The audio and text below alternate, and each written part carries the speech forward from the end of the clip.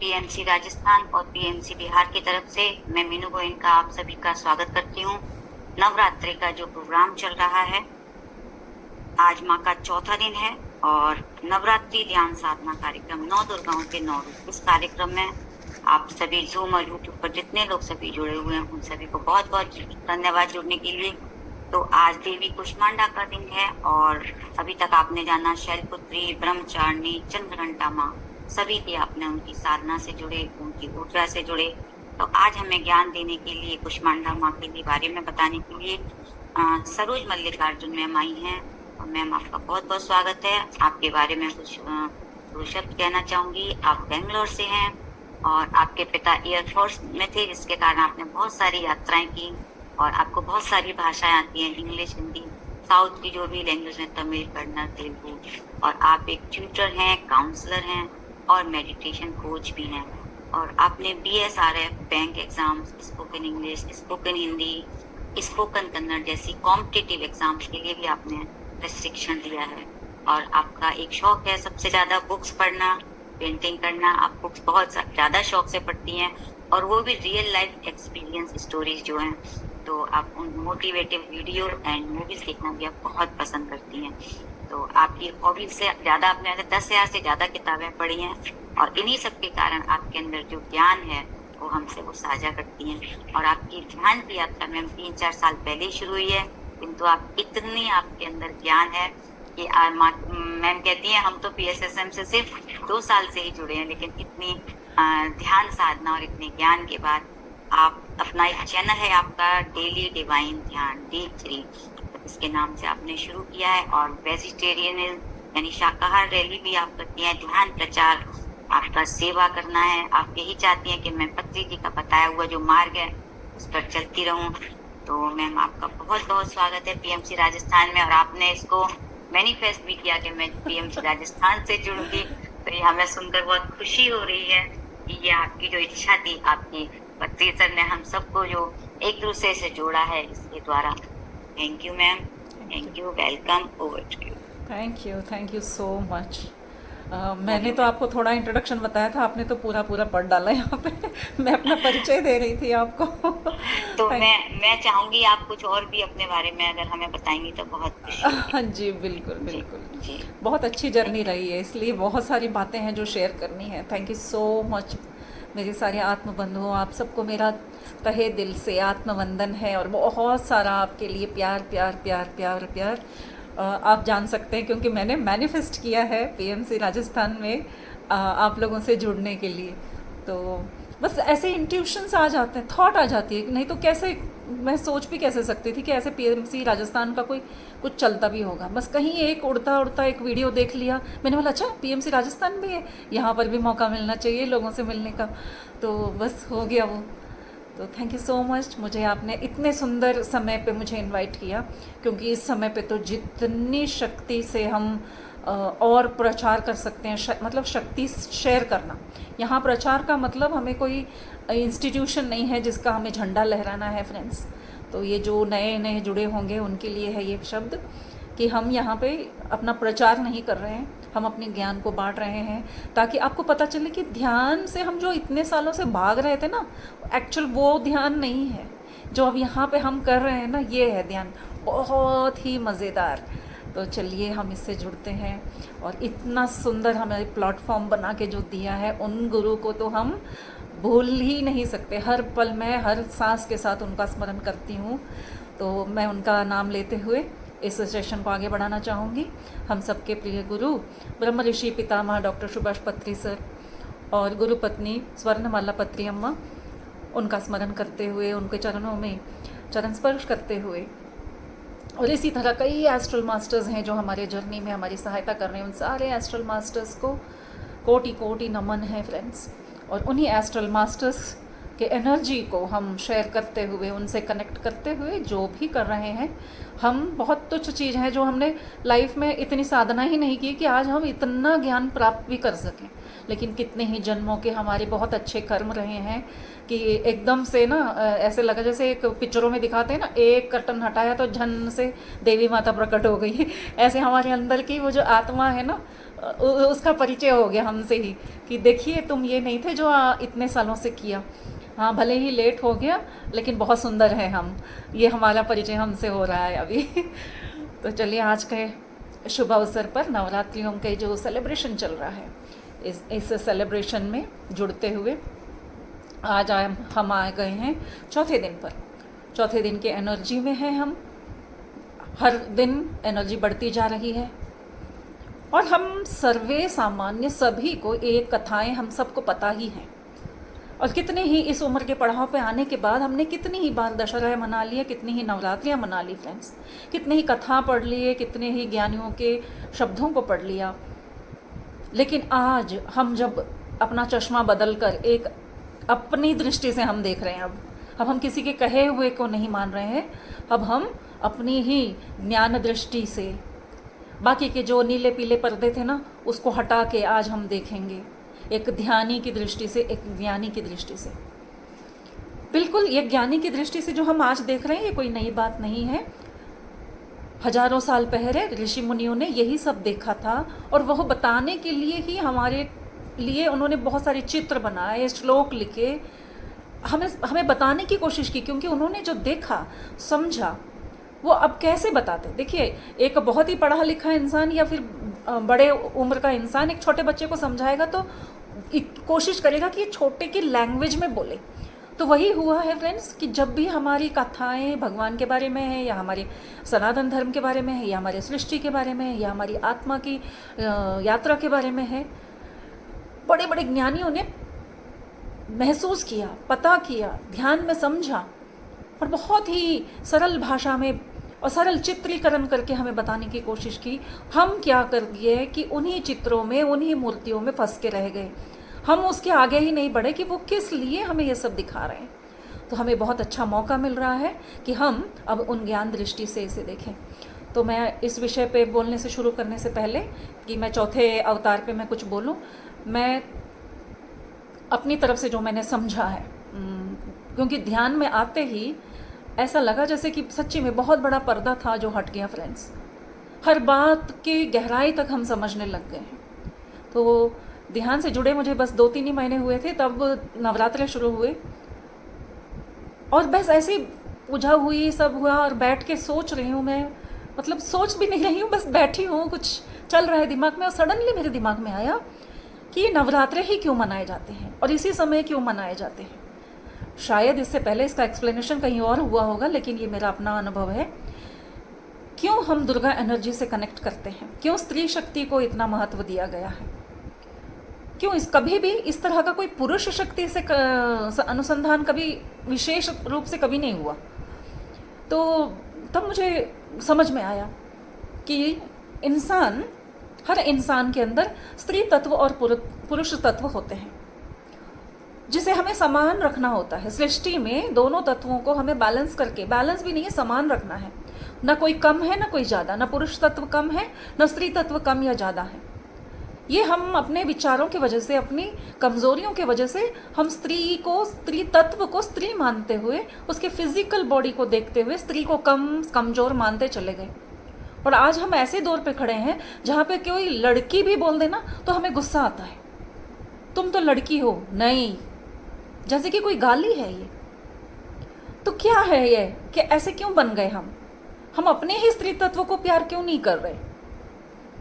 ये आधुनिकता के नाम पे ना हमने क्या कर दिया, हमने अपनी कोमलता, जो स्त्री तत्व है वो है कोमलता, ममता, इन तत्वों को हम भूल गए हैं। कोई कोमल भी बोले तो हमें गाली लगती है, अरे आप तो बहुत सॉफ्ट हो, तो लगता है हाय मैं तो सॉफ्ट हूँ, मैं तो कोई काम की नहीं हूँ, मैं तो बेकार हूँ। ये सारे उसके साथ जुड़ते हुए पर्यायवाची शब्द हो गए हैं। और पुरुष में भी स्त्री तत्व होता है, और पुरुष अपना वो कोमल पिक्चर दिखाएगा तो उसको बोलेंगे क्या औरत के जैसे कर रहे हो, तो उसके लिए भी वो गाली लगती है। और वो क्या करता है, अपने ही उस कोमल भाव को फिर वो भी छुपाने लग गया या तो उसको छोड़ने लग गया। यहाँ स्त्रियों ने भी अपनी स्त्री तत्व को छोड़ दिया और वहाँ पुरुष ने भी अपने स्त्री तत्व को छोड़ दिया। लेकिन सृष्टि में इसका सम होना बहुत जरूरी है। अब दोनों ही नहीं इसको सम करेंगे तो क्या कर रही है प्रकृति माता, जरूर इसको बैलेंस करके चलेंगी। तो साल में देखिए एक बार नहीं आती हैं नवरात्रि, 4 बार आते हैं। एक छोटे नवरात्रि, एक बड़े नवरात्रि और 2 गुप्त नवरात्रि होते हैं। यानी कि सृष्टि हमेशा ध्यान रख रही है कि बार बार इनका रिचार्ज होता रहे।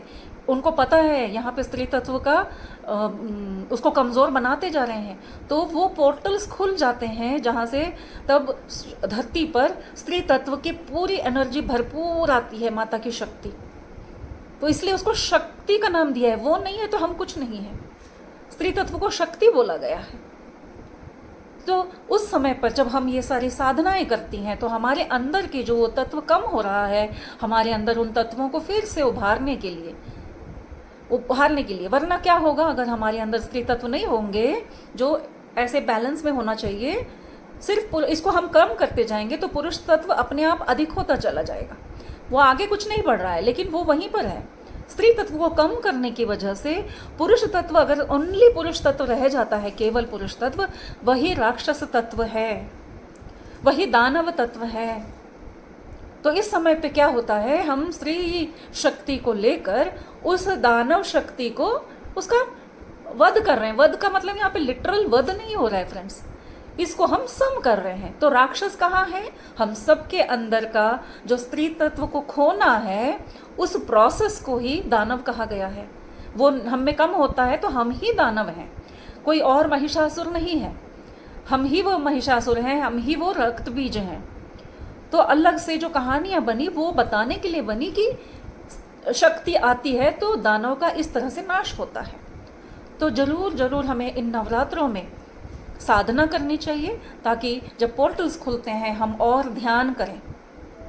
पूजा पाठ भी इसलिए कहा गया, वो हमारे उनके एक तरीका था कंसंट्रेशन करने का। जिस तरह से हमें आनापानसति में ध्यान देने को कहते हैं कि अपने सांसों पे ध्यान दीजिए, तो एक तरीका चाहिए हमें कि हम कंसंट्रेट करें, बाकी के विचारों को छोड़ दें। तो उस समय की ज़रूरत शायद वह थी कि इनको कोई एक मूर्ति दे दो, बस गुड़िया दे दो हाथ में, ताकि ये खेलते हुए बस अपना कंसंट्रेशन एक जगह रखे, माता पे अपनी नज़र जमाए रखे, उस शक्ति की तरफ उनका ध्यान रहे। तो कोई बात गलत नहीं है, अगर आप उस साधना में हैं तो भी ठीक है, या फिर आप ध्यान साधना में हैं तब भी ठीक है। लेकिन स्त्री शक्ति से, माता की शक्ति से जुड़ना बहुत आवश्यक है, क्योंकि हमें अपने अंदर के उस राक्षस को वध करना ही होगा, वरना हम और ऐसे ही क्रूएल बनते जा रहे हैं। इतने हम क्रूर बन गए हैं कि हम हमारे बोल पर भी हम लगाम नहीं रखते हैं। हम किसी को चोट भी पहुंचाते हैं तो हमें दुख भी नहीं होता। मैंने भागवत कथा की अंतरर्थ का एक सेशन किया था, उस किताब में बहुत बढ़िया तरीके से लिखा है कि राक्षस कौन है। राक्षस वो नहीं है जो पिक्चर में यानी कि फ़ोटोज़ में दिखाते हैं कि बहुत क्रूर आकार है, बड़ी बड़ी आँखें हैं, बड़े बड़े दांत हैं, नाखून हैं और ऐसे 2 सींग हैं। वो राक्षस नहीं है। राक्षस वो है जो अपने हरकतों से, अपनी बातों से या अपने एक्शन से, अपनी हरकतों से किसी को चोट पहुंचाता है, जाने या अनजाने, और खुश होता है। देखिए, हम बहुत छोटी छोटी चीज़ों से दुख देते हैं और बड़े खुश होते हैं कि देखो मैंने कैसे पलट के जवाब दिया, अब उसको पता चलेगा। तो ये ही है राक्षस। उस समय पे आप राक्षस हो। आपने इवन शब्दों से भी चोट पहुंचाया और अनजाने में भी पहुंचाया, वो भी गलत है, और जानबूझ के पहुंचा के आप फिर खुश भी हो रहे हो। तो यही हुआ ना, राक्षस हा हा हा हा हा।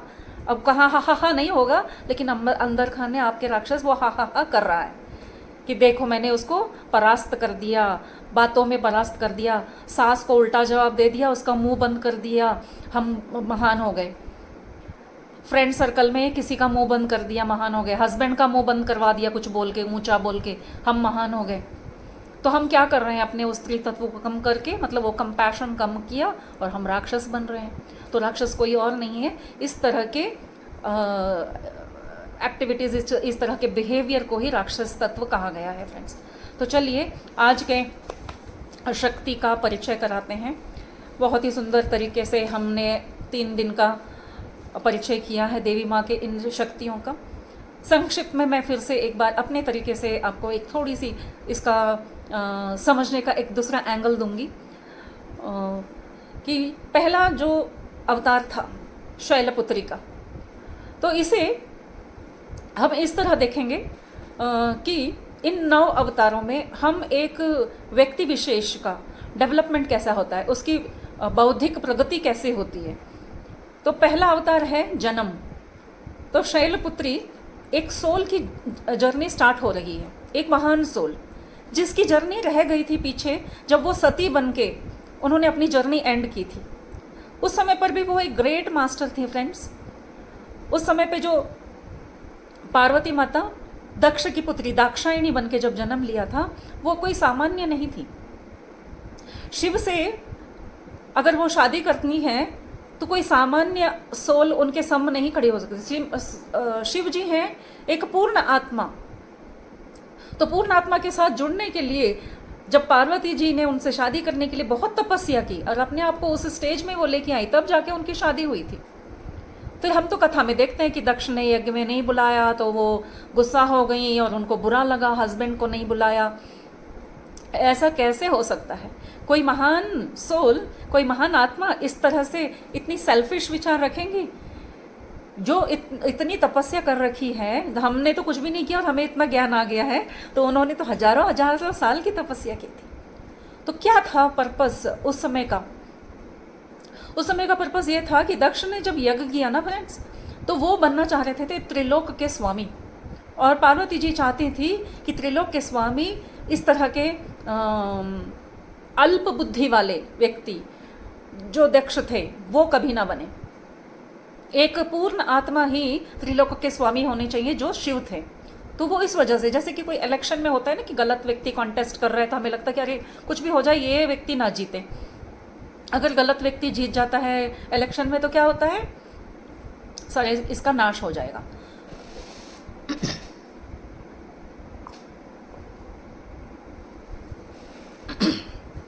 तो यही था, पार्वती क्योंकि वो पूर्ण आत्मा थी और उनका हर कार्य हर विचार पूरे सृष्टि के लिए था। वो नहीं चाहती थी कि दक्ष, एक्सक्यूज मी, मुझे थोड़ी खांसी हो रही है,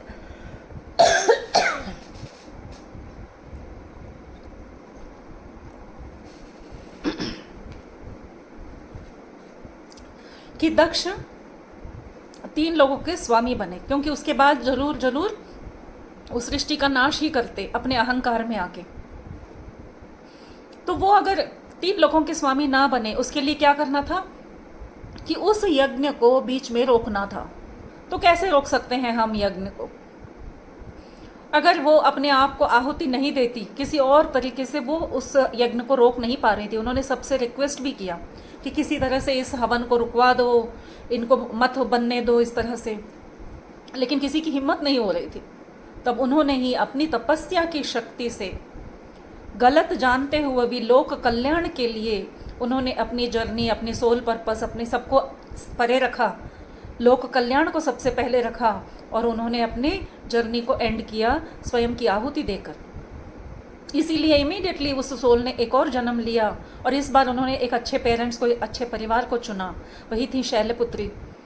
अगेन सोल पर्पस वही है, पूर्णात्मा के साथ उनका मिलन। और जैसे सामान्यतः हम आत्मा के बारे में जानकारी रखते हैं कि जब हम जन्म लेते हैं तो फिर भूल जाते हैं कि हमारा पर्पस क्या है, तो उसी तरह से शैलपुत्री भी भूल गई थी। फिर उन्होंने साधना की, वो तो हमने कहानी सुन ली। तो हम देखेंगे कि शैलपुत्री ऐसे नाम क्यों रखा गया।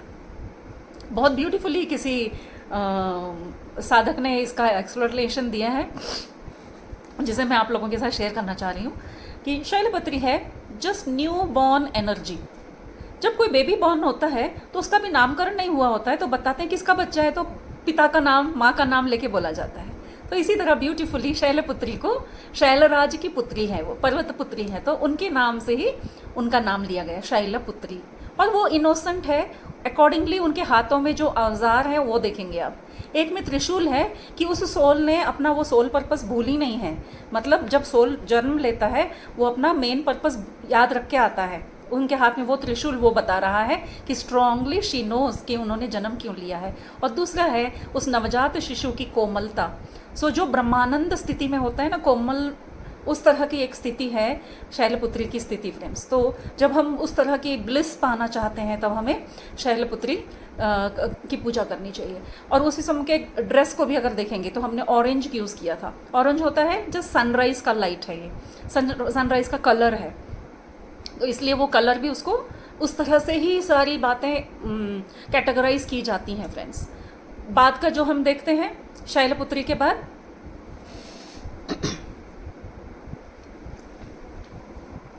ब्रह्मचारिणी। तो बेबी लाइफ के बाद हो गया स्टूडेंट लाइफ। पहले क्या करते थे, 5 के उम्र आते ही आपको स्टूडेंट माना जाता था, चाहे आप राजा के पुत्र हैं या किसी रंक के। आपको जाना पड़ता था आश्रम और कठिन तपस्या के साथ ही ज्ञानार्जन करना होता था। आपको कहीं और कोई मटेरियलिस्टिक अट्रैक्शन नहीं होते थे, इसलिए उनका वस्त्र वाइट रखा गया है ताकि आप कोई कलर्स के झंझट में ना पड़े। वो फिर दूसरी तरह के एनर्जीज क्रिएट करती हैं। उससे बचने के लिए एक ही तरह का वस्त्र आश्रम में दिया जाता था। आज भी स्कूल्स में इसीलिए यूनिफॉर्म दिए जाते हैं। और माता ने वाइट पहना है, अगेन इट इज़ प्योरिटी के लिए है। और उनके हाथों में देखेंगे फ्रेंड्स, उनके हाथों में एक कमंडल है। कमंडल होता है एक पात्र जिसमें आपको भरना है। तो ज्ञान को भरने के लिए वो सूचक है कि आपके हाथ में कमंडल है, आप उसमें ज्ञान को भरते जाएंगे। वो एक फेज आएगा 5 ईयर से लेके 25 तक का, जो आपको उस समय में स्टूडेंट लाइफ, ये सिर्फ उस समय की बात नहीं है, आज में भी ये है कि student is always a student. अगर आप स्टूडेंट हो और आपको ये सब चीज़ें फॉलो करनी ही चाहिए। उनके एक हाथ में होगा कमंडल और दूसरे में होगी जपमाला, यानी कि ज्ञानार्जन करते रहो। और जपमाला है कंटिन्यूसली आपका कंसंट्रेशन होगा आपके पर्पस के ऊपर। आपका पर्पस क्या है, बस वही रटना है, मुझे ये करना है, मुझे ये करना है, मुझे ये पढ़ना है, मुझे ये देखना है। मतलब जो साधना करनी है, साधना के ऊपर ही आपका कंसंट्रेशन रहे, इसलिए जपमाला। स्टूडेंट लाइफ में कोई और एक्टिविटीज़ की तरफ आपका ध्यान जाना ही नहीं चाहिए, क्योंकि यही वो सुंदर दिन होते हैं जब आपको ज्ञानार्जन करने होते हैं। तो उसके बाद आएंगी कात्यायनी, नहीं थर्ड क्या है, शैल ब्रह्मचर्य, चंद्रघंटा। कात्यायनी तो कल आएंगी तो चंद्रघंटा, चंद्रघंटा क्या है, अब उन्होंने अपने ऊपर वो चांद पहन लिया है। चांद इज मन कारक, मन को अब कंट्रोल में रखकर स्टूडेंट लाइफ कंप्लीट करके अब वो बाहर निकल रही है। Now she is matured. जब मैच्योर हो जाते हैं तो मन बहुत चंचल होने लगता है, तो मन को उन्होंने बहुत प्रामुख्यता दी है और अपने इधर रखा हुआ है, मतलब अपने ब्रेन के साथ कंट्रोल में, दिमाग और मन को, हाँ जी, तो दिमाग के साथ रखा हुआ है कि वो कंट्रोल के बाहर ना जाए।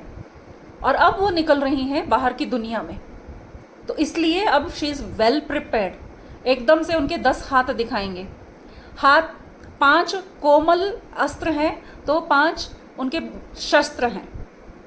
तो उन्होंने अपने कमंडल को नहीं छोड़ा और जपमाला नहीं छोड़ा, क्योंकि जो नॉलेज प्राप्त किया है उसके साथ, जैसे एक एजुकेटेड होने के बाद बच्चे अब मैच्योर हो गए तो बाहर की दुनिया में जाते हैं, फेस करेंगे। अब हर तरह की चीज़ें आएंगी सामने, उनको फेस करने की शक्ति भी रखनी है। तो अपनी शांत रीति का प्रवृत्ति जो है, ज्ञान है और साधना जो है, उसे भी साथ लेके चलना है। तो इसलिए उन्होंने 10 हाथ वहाँ पे दिखाए हैं फ्रेंड्स। तो इसको इवन परिपूर्ण भी कहा गया है, क्योंकि नाउ वो फुल्ली रेडी है बाहर की दुनिया को फेस करने के लिए।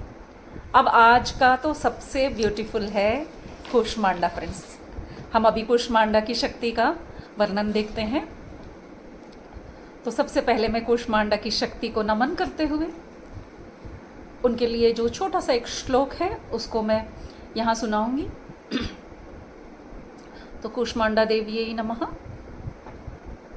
सुरा संपूर्ण कलशम, देखिए हर एक पद में बहुत गूढ़ार्थ है। जितनी बातें मैंने इतनी बड़बड़ करके खासते हुए बताई, वहाँ ज्ञानियों ने 2 लाइन्स में ब्यूटीफुली बताए हैं।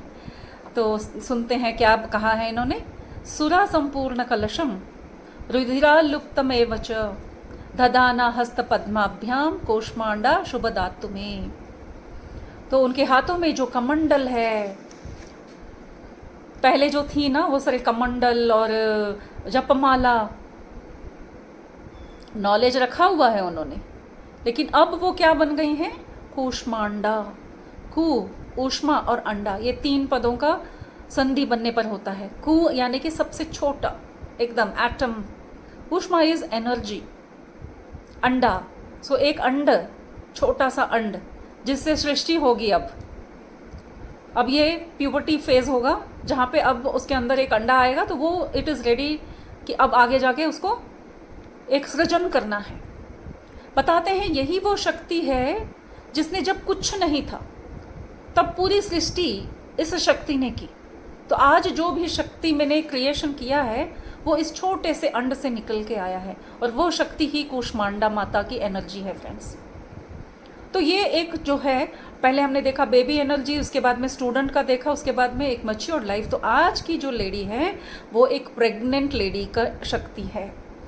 जिस तरह एक प्रेग्नेंट लेडी कैसे हो जाती है, वो वाली एनर्जी इनके साथ बनेगी, प्रोटेक्टिव। अब उन्होंने जो प्लान बनाया है सृष्टि करने का, उसके प्रति वो वात्सल्य भरता जाएगा धीरे धीरे, और वो प्रोटेक्टिव होती जाएंगी। यानी कि उनके हाथ में शस्त्र भी होंगे और सारे कमंडल और माला भी होंगी, क्योंकि वो नॉलेज भी रखना चाहती हैं। तो अभी वो सॉफ्टनेस और रक्षा भी करेंगी उस अंडे का। तो इसके लिए ब्लू कलर क्यों कहा गया है? हर एक के लिए एक एक रंग बताया गया था फ्रेंड। कूष्मांडा के लिए ब्लू कलर बताया गया, क्योंकि ब्लू इज, जैसे हम आकाश देखते हैं, आकाश का रंग होता है तो कामनेस, शांति।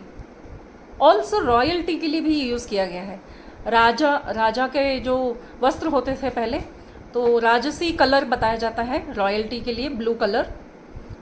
और इसको एलिगेंस के लिए भी यूज़ किया गया है, बहुत ही एलिगेंट कलर माना जाता है। और शक्ति भी। कूष्मांड के कुछ और नाम भी हैं फ्रेंड्स, उनके नाम देखते हैं, क्योंकि इस समय पे और उनके अष्टभुजाएं हैं तो इनको अष्टभुजा कहा गया है।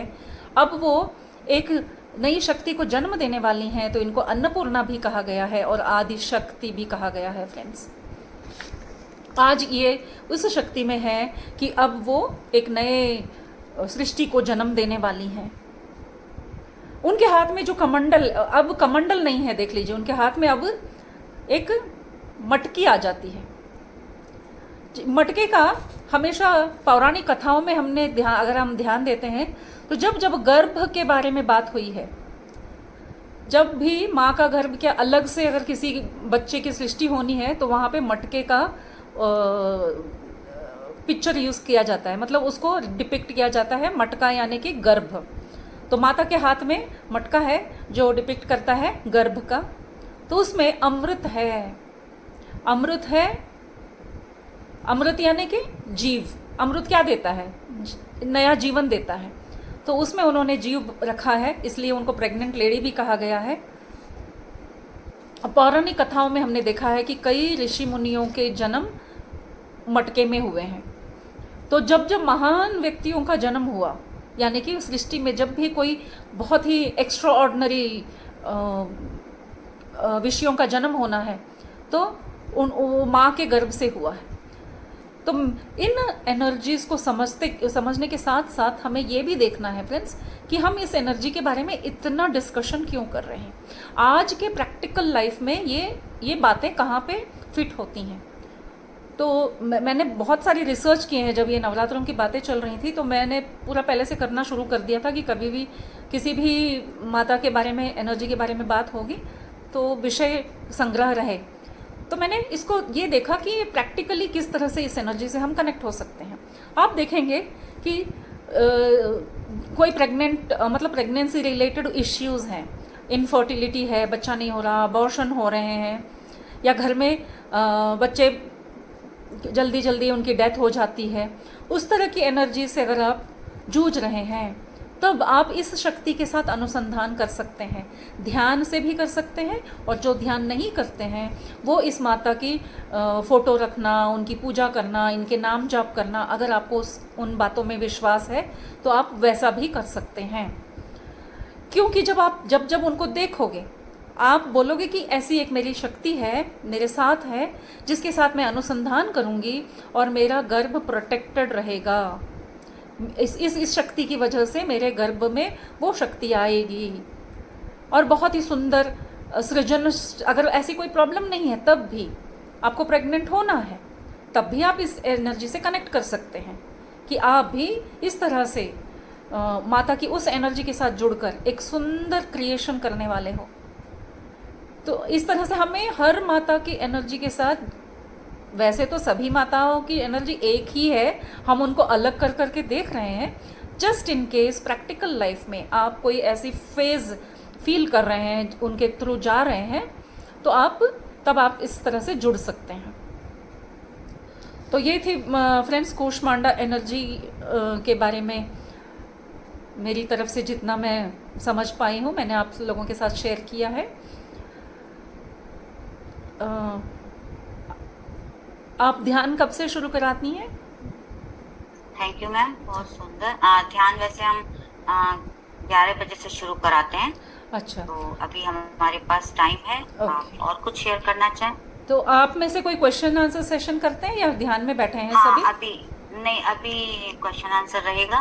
थोड़ा सा अगर कुछ और शेयरिंग करेंगे ओके, तो ठीक है, नहीं तो फिर हाँ। ठीक है फ्रेंड्स, मैं तो अपना परिचय देती हूँ। मैं अपने एक्सपीरियंस, जी, पर्सनल जी, एक्सपीरियंस बिल्कुल, 2-3 बिल्कुल, बताना बिल्कुल। चाहूँगी कि मैं किस तरह से जुड़ी।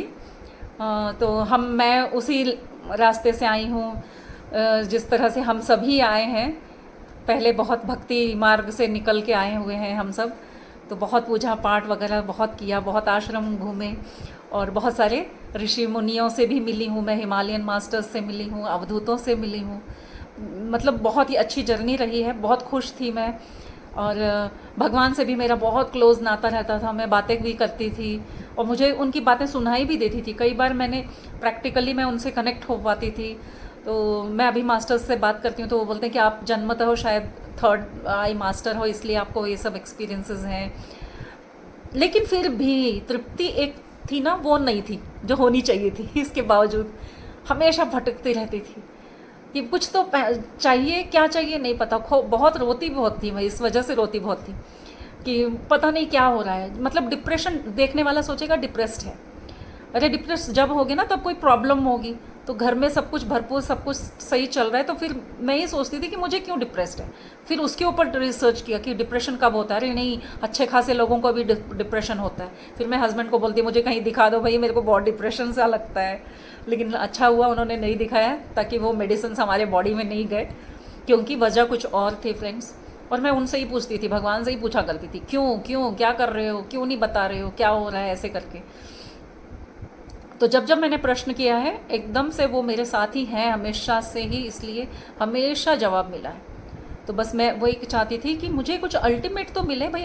50 के हो गए हैं, अब कुछ तो हो, आज नहीं तो कल जाने का टाइम आ गया, अब ऐसे ही जाएंगे क्या?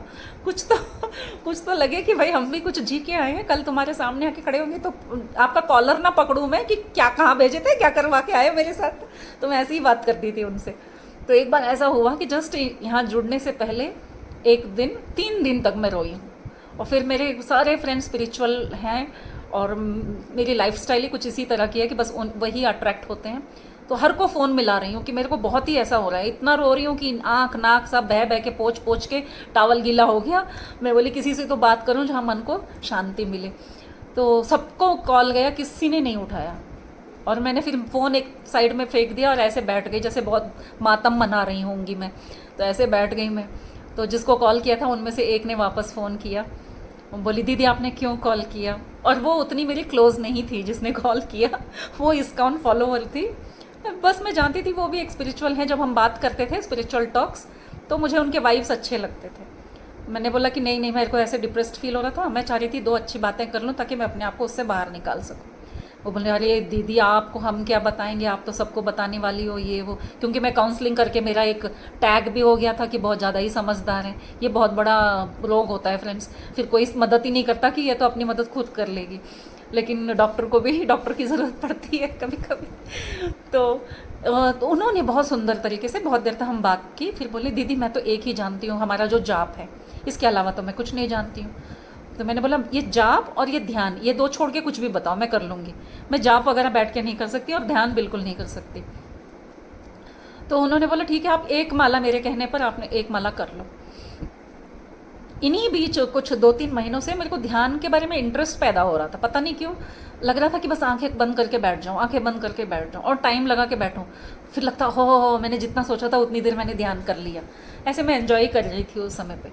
तो जो उन्होंने वो हरे रामा का जाप दिया, तो मैंने ध्यान में बैठ के जाप किया बहुत ही आराम से, जैसे कि मैं उनसे ही बात कर रही हूँ। तो बहुत स्लो जाप, हार्टली वो निकल रहा था। अभी मैंने कुछ ही जाप किए थे और मन में अलग से प्रश्न चल रहा है, तुम कहाँ हो, आंसू बह रहे हैं, नाक बह रही है, क्या है, क्यों है, तुम क्यों नहीं बोल रहे हो, कुछ तो बोलो कि मैं हूँ, तुम चिंता मत करो, ऐसे जैसे हम लोग यूजुअली बात करते हैं। तो लिटरली फ्रेंड्स, मुझे ऐसा लगा मेरे सामने ही कोई जेंट्स खड़े हैं और उन्होंने बोला मैं हूँ ना। मैंने बोला शाहरुख खान। मैंने बोला ओ माय गॉड, भगवान जी आप आके ये वाली डायलॉग बोल रहे हो। और मैं आँख खोलना चाहत कर भी मैंने आँख नहीं खोली, मैंने सोचा कुछ और भी बोलेंगे, लेकिन उस दौरान उन्होंने कुछ नंबर्स भी बताए, ऐसे कुछ और बातें भी बताई जो मैंने नोट भी कर लिया। और जैसे ही उन्होंने कहा मैं हूँ ना, और इतनी खुशी हुई मुझे, मैं जो बैठ के ध्यान कर रही थी, आंखें खोली नहीं, लेकिन मैं नाचते हुए मंत्र जाप करने लगी। इतनी खुश हो गई मैं कि जब वो हैं बार बार बता रहे हैं तो किस बात का गम है। मैंने बोला और आगे ले चलो, बस मैं इतना ही चाहती हूँ, हाथ पकड़ो और आगे ले चलो। और व्हाट्सएप में ऐसा मैसेज आया कि वो बुद्धा रिट्रीट्स में 5 दिन का सेशन हो रहा है, आ जाइए। मैंने कहा मैं तो जा रही हूँ। ये तो वही कॉलिंग हुई कि अब मुझे मेडिटेशन में जाना है। तो मैंने 5 दिन वहाँ जो बिताए वो मेरे लिए यहाँ आने के लिए फाउंडेशन था फ्रेंड्स। किस तरह से देखिए मैग्नेट खींच के लेके आता है ना। वहाँ पे इतने ध्यानी लोग आए थे। कुछ वहाँ से 2 लड़के मुझे क्योंकि मेरी एक्टिविटीज़ ऐसी थी कि वो मुझसे बात करने के लिए मजबूर हो गए, क्योंकि मैं बहुत प्रश्न कर रही थी और बहुत सारी विषयों को बता रही थी, जैसे अभी सब सेशंस में हम बताते रहते हैं। तो ये मेरी आदत हमेशा से ही है कि बहुत सारी बातें करते रहो करते रहो करते रहो। तो बोले मैडम आपको ना तृप्ति तब मिलेगी जब आप यहाँ एक जगह है, हम बताएंगे, आप आओगे तब। मैंने बोला बता दो यार, कहीं भी बताओगे मैं चली जाऊँगी। तो उन्होंने बताया एक पिरामिड वैली है, आप तो बेंगलोर में ही रहते हो, तो आप वहाँ जाइए, आपको सारे प्रश्नों के उत्तर आपको मिल जाएंगे। मैंने बोला कौन है वहाँ पे? बोले पत्री जी हैं। मैंने बोला रहते हैं क्या? जैसे कि हम सामान्यतः और आश्रमों के बारे में ऐसे रखते हैं। मैंने बोला मिलेंगे क्या, बात करेंगे क्या, बताएंगे क्या? वो बोले बिल्कुल, आप जाओ तो सही। मैंने बोला अच्छा जी। मैं एक बकरा मिल गई कि इतने बड़े एक इंस्टीट्यूशन में उनके फाउंडर मैं कहूँगी और वो मुझसे बात करेंगे। मैं बोली हाँ ठीक है, खुश हो जाओ बच्चे, खुश होने में क्या है। तो हम गए, वहाँ से वापस आते ही अगले दिन मैं गई वहाँ पे पिरामिड वैली। और मेरा लक देखिए, उस समय पे चल रहा था बुद्ध पूर्णिमा सेलिब्रेशन, अखंड ध्यान हो रहा है। ये पता चलते ही मैंने बोला चलो कुछ हो रहा है वहाँ पे सेलिब्रेशन, जाते हैं। फिर उसी लड़के से मैंने बोला कि किस तरह से, मुझे नहीं पता, जब तुमने बोला और मैं जा रही हूँ, मुझे उनसे मिलवाओ आप। वो बोले मैं वहीं पे रहता हूँ, वहीं पे उन्होंने पार्ट टाइम जॉब कर रखा था। तो मैं गई वहाँ पे, मैंने बोला मिलने आओ। तो वो कैफेटेरिया में आए। मैंने बोला मुझे ध्यान में बैठना नहीं आता है 2-2 घंटे, तुम बस मुझे बता दो कि किसी तरह से मैं सर से 2 मिनट ही बात करूँ। तो वो बोले कि मैं कैसे कुछ कर सकता हूँ, आप ऐसा करो। और हम चाय पी रहे हैं और हमारे ही पीछे एक कोई बैठा हुआ था, बोले ये ना सर के बहुत खास हैं, हम उनसे बात करते हैं। तो जैसे हम बोल ही रहे थे, वो उठ के चलने लगे जो पीछे बैठे थे। तो इमीडिएटली मैं खड़े होके मैंने बोला कि सर करके, और मेरे मुँह से ये रिक्वेस्ट करना कुछ अजीब सा लग रहा था, क्या है ये बचकाना, हज़ारों लोग आए और मैं ऐसे रिकमेंड कर रही हूँ, जहाँ मैं कोई प्राइम मिनिस्टर हूँ जो मुझे ले जाके बोल देंगे उनके सामने खड़ा करके कि मिलिए इनसे, सरोज आई हैं। और उस लड़के ने बोला मैडम सर से 2 बातें करना चाहती हैं। और वो जो सर थे मेरे पीछे से जो निकले, हम इतनी बात कर ही रहे थे, ऐसे निकल के आए, एक क्षण रुके नहीं, बोले डोंट वरी, आज सर खुद इनको बुलाएंगे। मैंने बोला ले, सब यहाँ पे भविष्यवाणी करने वाले मिल गए मुझे। ऐसे भविष्यवाणी करके चले गए कि जैसे मैं कहीं की प्राइम मिनिस्टर हूँ, आ गई हूँ तो ज़रूर मुझे बुलाएंगे। फिर बाद में मैंने सोचा नहीं, दिस इज़ टू मच, मुझे बच्चों की तरह नहीं करना चाहिए। इतनी अच्छी जगह आ गई हूँ तो चलो जो बता रहे हैं वो करके हम अपने घर चलते हैं। मैंने बोला कहाँ जाना चाहिए, कहाँ बैठना चाहिए, क्या चल रहा है? बोले सर के घर के पास चले जाओ। अब घर के पास जाके देख रहे हैं 100 लोग बैठे हैं।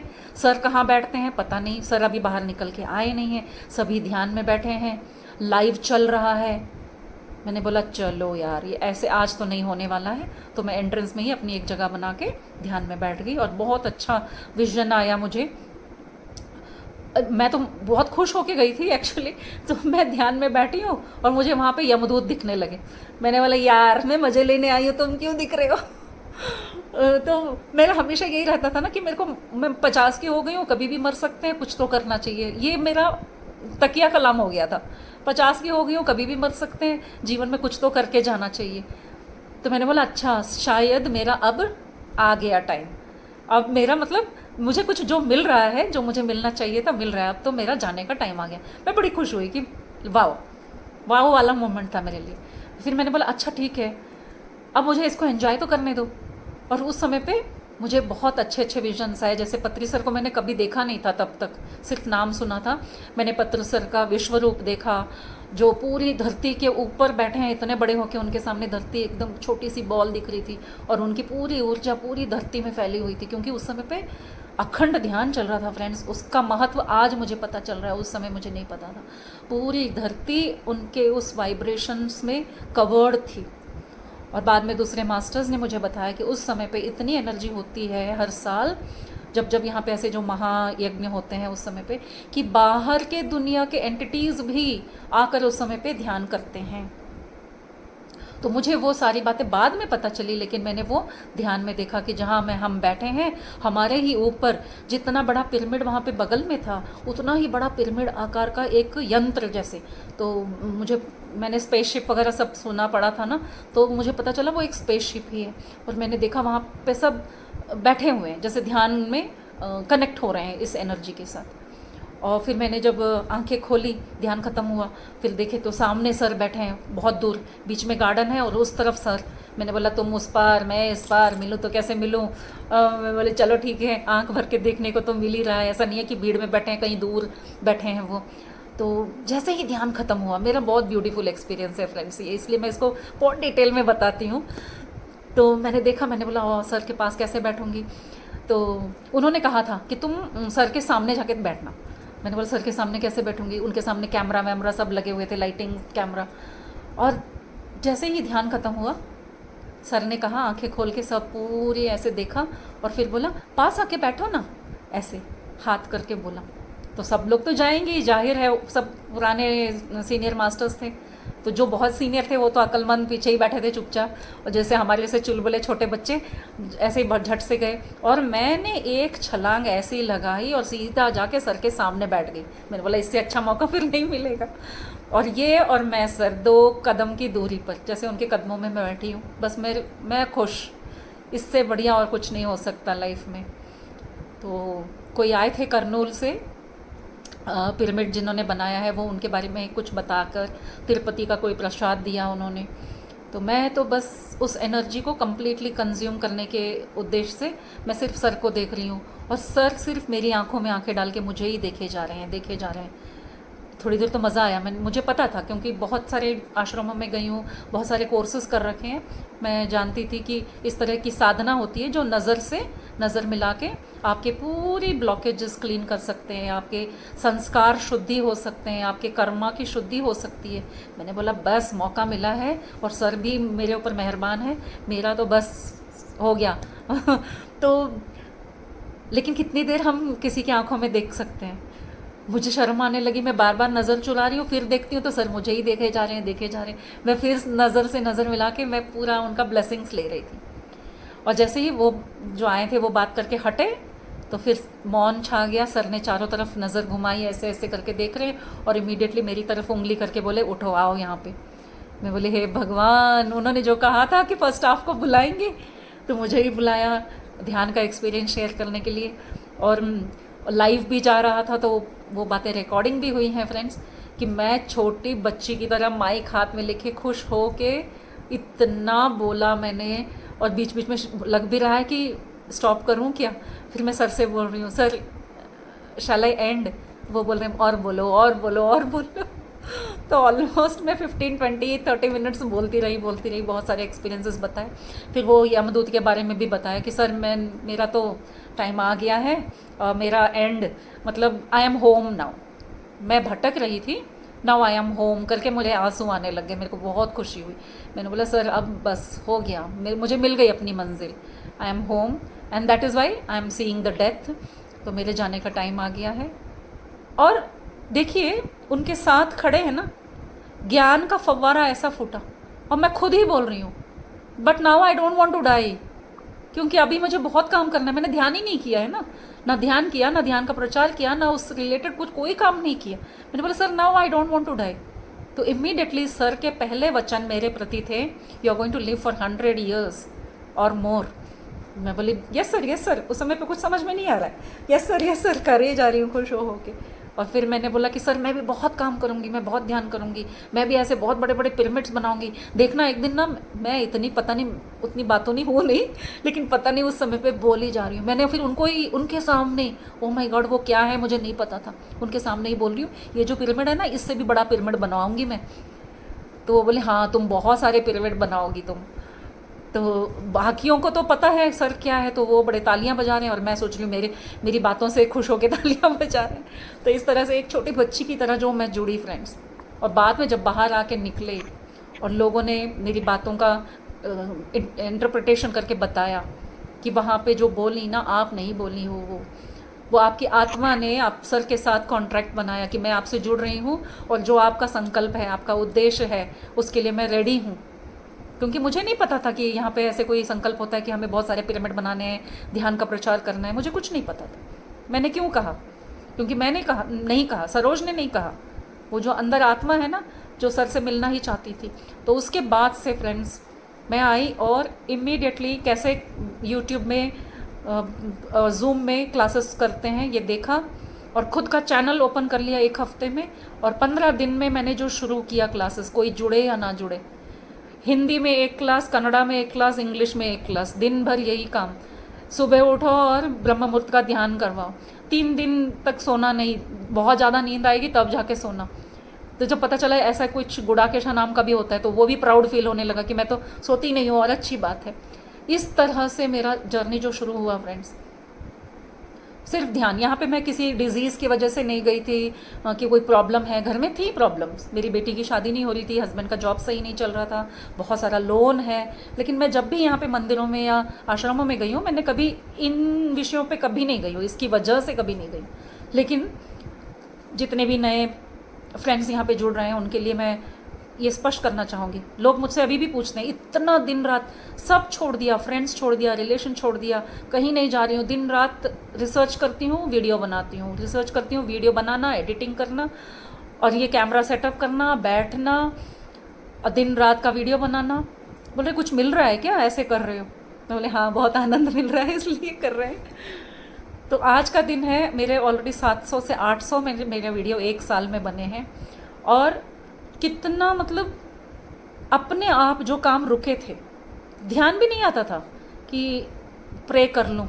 हाँ मैंने उस समय पे बुद्ध पूर्णिमा के समय पे वहाँ पे स्टेज पे पत्री सर ने किसी की शादी रचाई, सिंपल पिरामिड वैली की शादी। 2 दूल्हा दुल्हन आए ऐसे ही सूट में, इतना भी ग्रैंड ड्रेस नहीं पहना था जैसे आप लोगों ने सूट पहन रखा है, एकदम सिंपल से सूट में आए लड़का लड़की। और सर ने दोनों का हाथ थामा, आशीर्वाद दिया और म्यूज़िक चला और हो गई शादी। इतना सिंपल शादी। मैंने बोला सर, मैं वहाँ पे वॉलंटियर के तौर पे चली गई थी 5 दिन रहने के लिए कि सेवा जितनी हो सके कर सकूँ। फिर मैंने कहा कि सर इसी तरह अगर मेरी बेटी की भी शादी हो जाए तो बस आपके आशीर्वाद से। मैंने चप्पल उतारे, बस ऐसे प्रार्थना की, फिर मैं अपने काम में लग गई।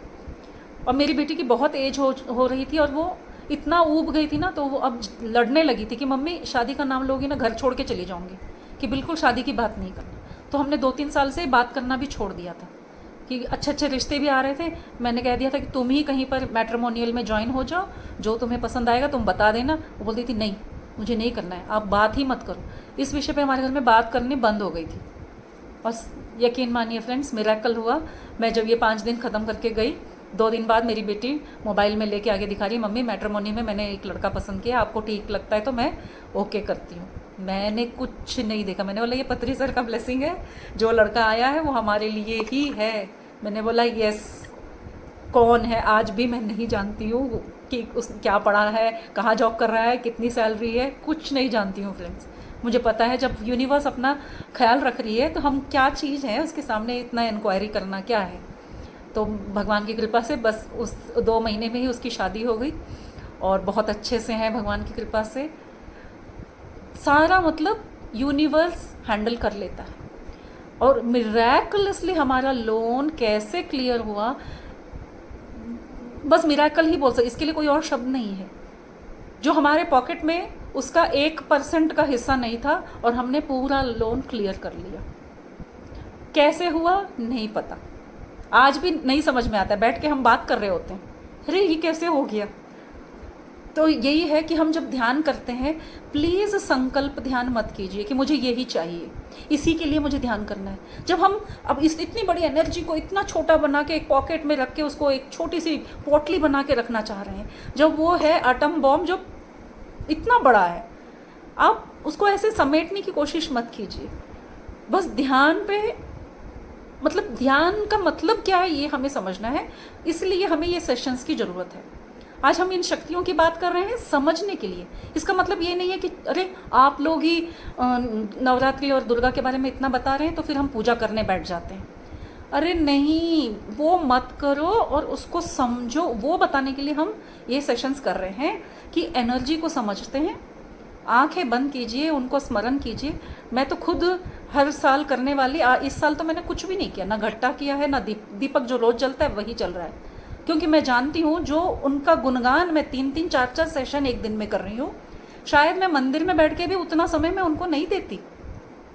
सामान अरेंज करने में मेरी भगदौड़ में निकल जाता टाइम कि उनके लिए ये भोग बनाओ, उनके लिए ये सजावट करो, ये फूल लाओ, वो दीपक देखो, ये घी लाओ, अभी खाना नहीं बना है, नाश्ता नहीं बना है, वो कुछ भी नहीं है। नॉर्मल लाइफ चल रही है। उनका गुणगान मैं अपने अंदर से उनको महसूस करते हुए इन शब्दों में जब मैं कहती हूँ तो मैं कहती हूँ माँ तुम्हारी पूजा हो रही है। ये वही तो पूजा है। श्लोक का मतलब क्या है? उस समय पे जो उनकी भाषा थी, उस समय पे सभी संस्कृत बोलते थे, तो संस्कृत में उन्होंने श्लोक बताए। तो ज़रूरी नहीं है कि मेरे को नहीं समझ में आ रहा है तो भी मैं संस्कृत के श्लोक गलत सलत करके बोलूँ और उसी का जाप करूँ, ज़रूरी नहीं है। जैसे माँ के लिए कोई भाषा नहीं होती है, आप किसी भी भाषा में बोलो और नहीं भी बोलो तब भी माँ को पता है बच्चा माँ से प्यार करता ही। आप मत भी बोलो, आप बोलो कि मुझे ये नवरात्रि बिल्कुल नहीं पसंद है, फिर भी माँ आप पे मेहरबान रहेंगी। वो आप जब 9वें अवतार को समझेंगे ना, तब पता चलेगा कि माँ की एनर्जी होती क्या है। एक्चुअल एनर्जी हम समझते हैं 9th एनर्जी में।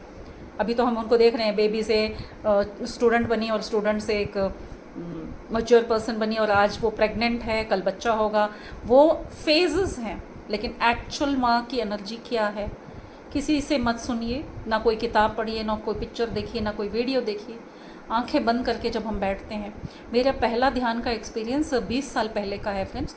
एक साइंटिस्ट थे जो म्यूज़िक, ऐसा म्यूज़िक उन्होंने ये किया था, स्पिरिचुअल साइंटिस्ट थे। उन्होंने मुझे बुला के कहा कि मैंने एक म्यूज़िक ऐसा बनाया है, खुद से उन्होंने बनाया था कि वो सुनने पर आप ट्रांस में चले जाते हो। और उन्होंने मुझे बुला के ध्यान में बिठाया, ऐसी कुर्सी पर बैठ के मैंने आंखें बंद की और उन्होंने वो म्यूज़िक चलाया और 1 मिनट में मैं ट्रांस में चली गई।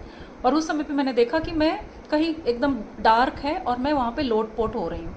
तो जब मैंने देखा हवा, मतलब हवा में उड़ रही हूँ, कंट्रोल में नहीं आ रहा, देखा तो मैं काली माता के इधर नथ के पास में इतनी छोटी सी चीज़ हूँ जहाँ पे मैं लौट रही हूँ। तो तब मुझे समझ में आया कि ध्यान का मतलब ऐसे बैठ के कुछ देखना नहीं होता है। उसके अंदर जैसे कि विश्व रूप में भगवान ने बताया है कि सब जगह मैं ही हूँ, तो मैं कहाँ हूँ? जब सब जगह वही है तो मैं, इट इज़ लाइक मेरे बॉडी के अंदर का एक एटम है, तो मेरा पूरा बॉडी भगवान जी हैं, तो मैं उसके अंदर का एटम अलग कैसे हो सकता हूँ? मैं भी तो इस शरीर का एक हिस्सा हूँ। मेरे कोई भी एटम ले लो आप, तो हम एक एटम है जो इस विश्व शक्ति का एक पार्ट हैं, हम अलग ही नहीं हैं। कितना ब्यूटीफुली और क्लियरली समझ में आ जाता है। कहने के बावजूद अगर समझ नहीं आ रहा है तो हमारे वो कनेक्शन नहीं हो रहा है उन पोर्टल्स के साथ। सारे पोर्टल्स खुले हैं। आज का टाइम ऐसा है कि पूरी धरती का असेशन हो रहा है, तो धरती के साथ साथ जो जीव ध्यान कर रहे हैं, जो नहीं कर रहे हैं, जो लोअर डायमेंशंस में हैं, जो खनिज वाले डायमेंशंस में हैं, कहीं भी हो आप, पत्ते हो, पेड़ हो, पौधे हो, कीड़े हो, मकोड़े हो, आपका सबके साथ उद्धार हो ही रहा है। तो बस उस एनर्जी से जुड़ने की देरी है ताकि आपको समझ में आए, क्योंकि हम बुद्धिजीवी हैं। और मैं तो अपने आप को वॉरियर्स बोलती हूँ। जो हम ध्यान में आ चुके हैं तो वी आर वॉरियर्स। सर ने हमें इसलिए सेलेक्ट किया है। जो नहीं आ रहा है उनको छोड़ने को बोल दिया है। क्यों नहीं उन्होंने फोर्स किया कि सब आ जाओ? नहीं, वो ऐसे राजा नहीं है कि वो सारे प्रजा को बोले कि सारे युद्ध के लिए आ जाओ। उन्होंने चुन चुन के योद्धा रेडी किए हैं। तो हम सब वॉरियर्स हैं। कुछ ही समय के बाद आपको चाह कर भी आप ध्यान नहीं कर पाएंगे फ्रेंड्स, क्योंकि उसके बाद ध्यान करने की ज़रूरत ही नहीं पड़ेगी। जो जो चेंजेस आने हैं पूरी सृष्टि में वो अपने आप आ चुकी होंगी। उसकी हमारी ज़रूरत है, इसलिए आज हम ध्यान का प्रचार करके आप सबसे रिक्वेस्ट करते हैं कि ध्यान से जुड़िए। तो ज़रूर ध्यान कीजिए। अपने एज के हिसाब से ध्यान करने के लिए कहा गया है, मैं उसको नहीं मानती हूँ। मैं कहती हूँ जब तक सांस है, जब सांस चलती है, ध्यानमय बनना है। ध्यान में बैठना नहीं है, ध्यानमय बनना है। यानी कि हर वक्त सांसों पे ही ध्यान, बोल रहे हैं तब भी सांसों पे ध्यान, काम कर रहे हैं तब भी सांसों पे ध्यान। जी हाँ, मैंने अनुभव किया है, ये अनुभव की बातें हैं, कहीं किताबी बातें नहीं हैं। जब आप ध्यान में रहते हैं तब मैंने अपने आप को काम करते देखा है और मैं सोफे पे बैठी रहती हूँ।